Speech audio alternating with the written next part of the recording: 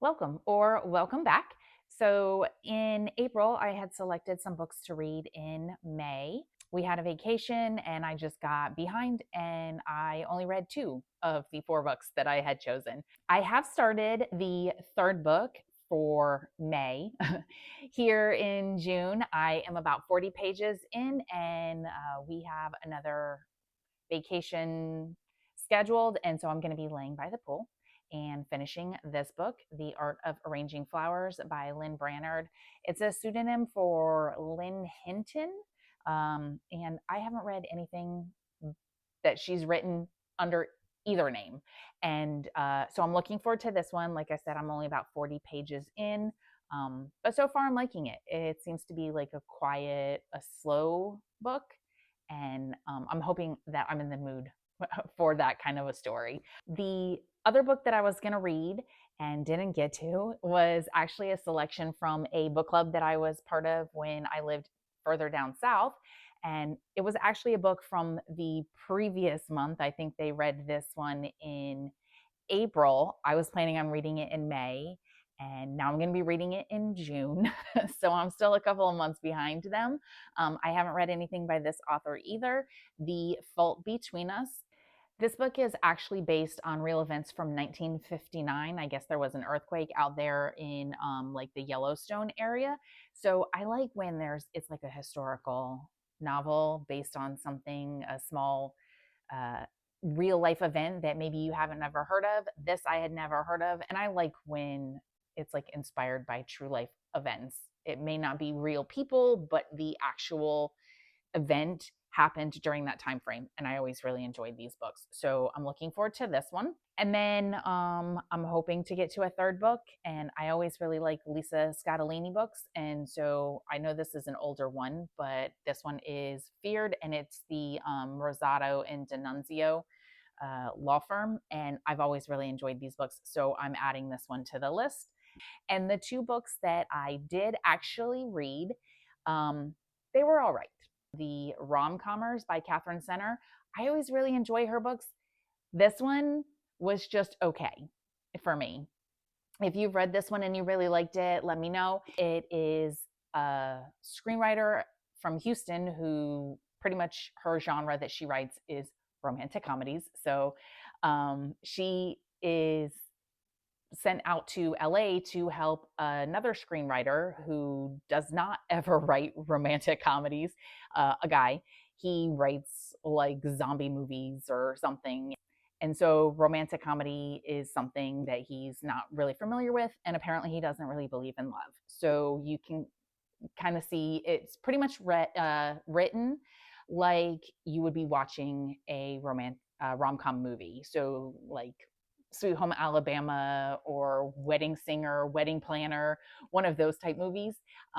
It was cute. And as always with Catherine Center, there's always one or two little truth nuggets in there that I really always enjoy. And so this is one of them. Emma is the main character, and she's talking to her father. And she lives in Houston and she has to take care of him.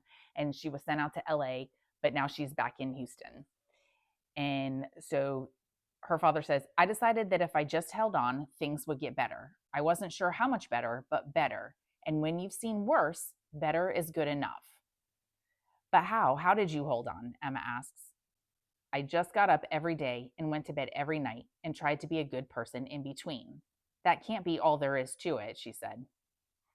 My dad took a slow breath and then he said, somewhere during that time, I got very lucky and I accidentally figured something out. Whatever story you tell yourself about your life, that's the one that'll be true. I lifted my head to give that idea my full attention. My dad went on. So if I say, this terrible thing happened and it ruined my life, then that's true. But if I say, this terrible thing happened, but as crazy as it sounds, it made me better, then that's what's true. Right? I mean, like we can pretty much your thoughts direct your life. Your thoughts direct your actions. And so again, that's why I like her books just for those little truth nuggets. But if you're going to pick a Catherine Center book, I would select the one that I read last month, Hello Stranger, or even Things We Save in a Fire. Those are the other two books that I've read of hers, and those were definitely better in my opinion. But this one was super cute as well. Like I said, if you want to read a rom-com movie, then this is the choice. My other selection was Little Pink Slips by Sally Koslow. I've never read anything by her before. I picked this up in a thrift store. It was written in 2007, and they billed it as this year's Devil Wears Prada. I disagree. This book was okay. It was not as good as Devil Wears Prada. There's the main character, Maggie. She has worked at the same women's magazine called Lady for pretty much her entire career. She's now been promoted and is the youngest editor in chief of the women's magazine genre. And then they decide to go in a different direction, and they rebill it and name the magazine after a celebrity. And then the celebrity is going to be on every cover. And they do mention a specific magazine that we all have seen for 20 or so years, with the same celebrity talk show host on the cover of every magazine named after herself. And it's just her walk through that, and then being removed, not only as the editor-in-chief, but pretty much just demoted. And then, of course, there's a lot of like throwing in of name dropping for fashion, high fashion, luxury, and talk about all of her fancy clothes. It wasn't as funny as Devil Wears Prada. There wasn't this one particular person with like Miranda Priestley where you can be like, oh, she's just this horrible dragon lady. There wasn't that with this book. And the character pretty much stays the same the whole time. There's no real development. So, I mean, it took me quite a long time to finish this book. And sadly, I wouldn't recommend it. It seemed to drag. This was the first book that I read in May, and it just took me so long to get through this one. Then I read Rom-Commers, and that one also took me a little bit longer than probably it should have. Plus, we had vacation, so that's why I didn't get through all of them. But my selections for May were just okay. So I'm really hoping that the June selections kind of get me back into wanting to read, because when I read a couple of books in a row that just don't seem to kind of like ignite me to want to keep reading, then I get in a reading slump.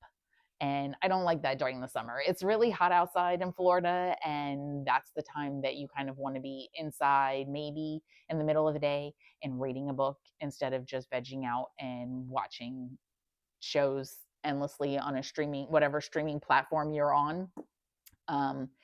So I'm hoping that June kind of kickstarts that reading bug in me again. If you have any recommendations for a book that's like, I cannot put this down, it was so good, please let me know in the comments down below. And as always, don't forget to like the video, share it, subscribe, and I will see you next time.